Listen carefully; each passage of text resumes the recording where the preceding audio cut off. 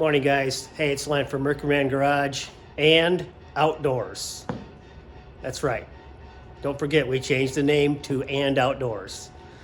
But anyway, today we're going to talk again about bundle firewood. I am obviously indoors again today because it's kind of rainy and gray outside, and it's going to be like this here in Michigan for probably 4 or 5 months. So we're going to be indoors a lot.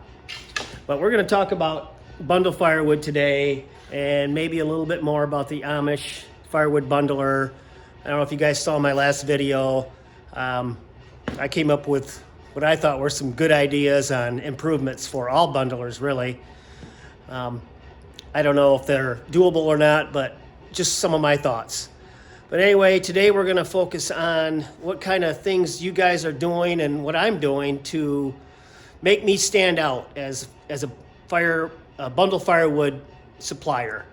Yeah, I'm really a small-time deal, but I'm trying to stand out in my area with, different kind of services and what I offer that nobody else is offering.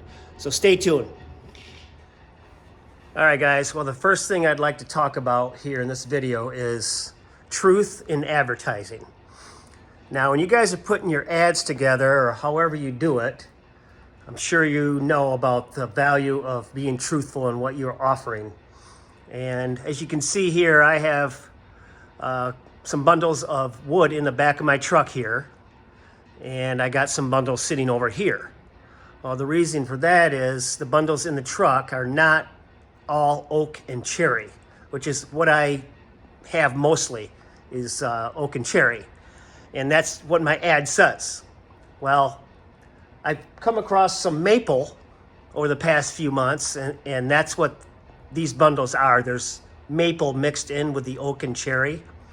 And I have not updated my ad to say maple as well. So obviously I'm not going to deliver or sell this wood as just oak and cherry. There's maple in there. Yeah, I mean, maple is a good wood for bundle wood. It burns well.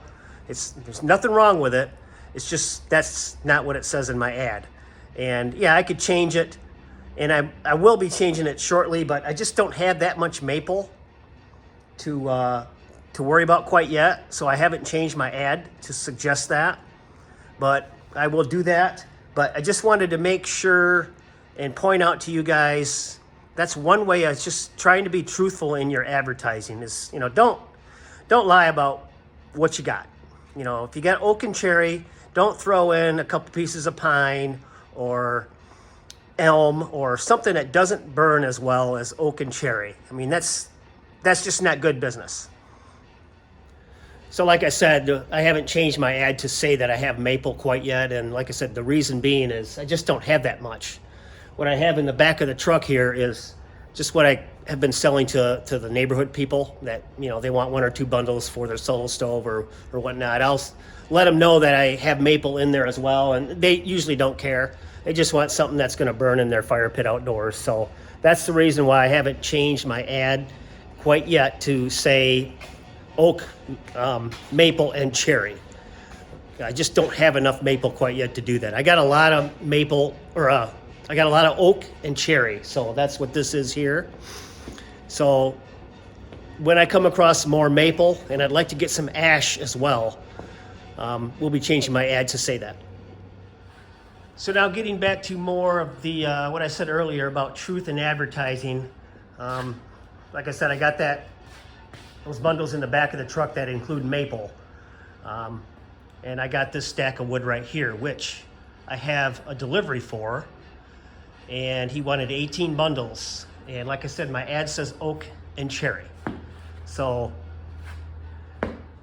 for customer service reasons, and because I'm trying to be a stand-up operation in business, I'm not gonna deliver that wood there to him.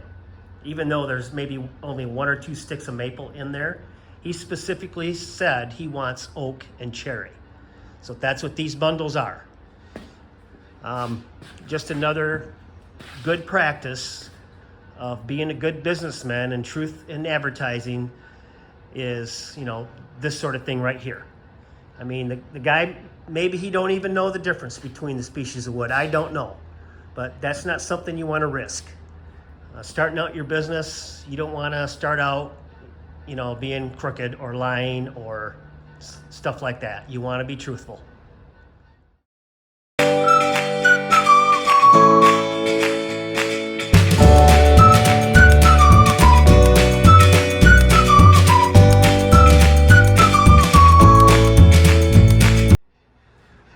All right, well, we got that wood unloaded and we got her stacked over here.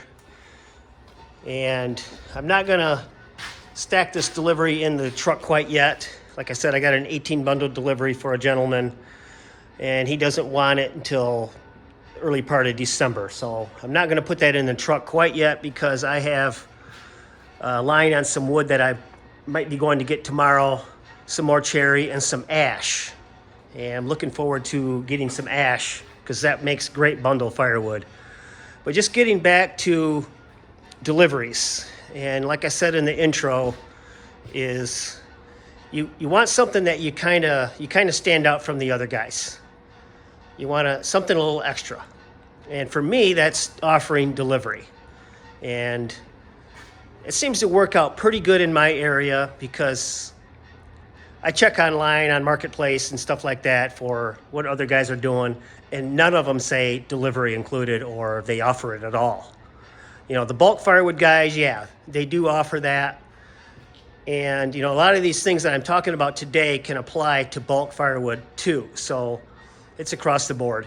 But anyway, nobody offers bundle firewood delivery in my area. And for me, it seems to be a big thing because a lot of people like that. I'm getting a lot of comments and feedback from people that say they appreciate the delivery. And I offer free delivery up to a certain amount of bundles. They have to purchase a certain amount, and I'll offer free delivery within 10 miles. And then it jumps up to another certain amount of bundles for free delivery within 20 miles. And that seems to work out really well.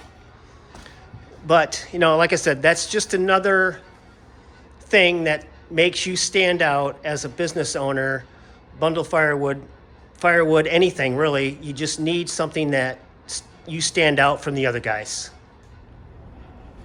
Another thing I'm thinking about doing as far as advertising is something for my truck, like a sticker on the door that names my business and number. I got a pretty unique truck here.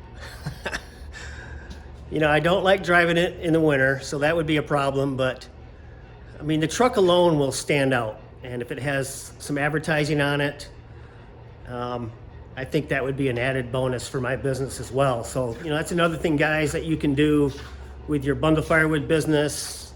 And I see it all the time around here. The guys that have firewood businesses, they got their logo on their truck.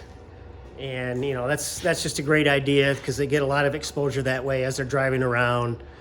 But again, I don't see anybody out in my area that has a 1996 F-250 in mint condition that's selling firewood. So just another way to stand out. One thing I am trying to improve upon is the look of my bundle firewood. I admit it's not the best looking wood out there. I'm really trying to stress that the look isn't as important as it being seasoned and dry and ready to burn. And I'm starting to lean towards a better looking product. I'm doing the best I can. I need to really focus more on consistent length firewood. A lot of this stuff was pre-cut before I really got into my business. And, it's 18, 20 inches long, some of the pieces. And I'm risking putting that in my bundles and selling it. So far, nobody's really complained about it. It doesn't stack well when you have odd sizes like that, but I think that's something that I need to focus more on is consistent lengths and maybe something that looks a little better.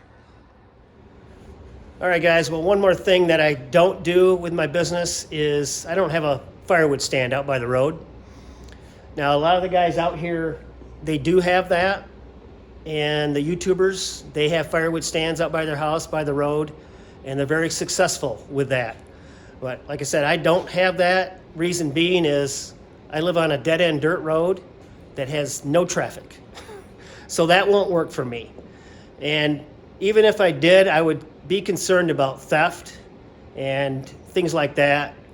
I don't know what guys do as far as theft and things, or they just deal with it and, you know, take the risk. I know some of them on YouTube, those guys have cameras, but even then, I don't know what benefit that would be other than, you know, I don't know. I just don't know how that works. What do you guys think with your bundle firewood business? If you have it, what do you do with as far as security and things like that? Let me know in the comments. All right, guys. Well, I think that's going to wrap it up for today. Just thought I'd put together a quick little video on my bundle firewood business and some thoughts that I had on, you know, just some good practices to employ and, you know, just for success. But, you know, you could apply these business things to any business, really, any firewood business, any small business, any side hustle. You know, just be truthful. Be truthful in your advertising, sell a good product, and, you know, be on time. But anyway, guys, hopefully you enjoyed this. Please subscribe, give me a like, and leave a comment. All right, have a good one.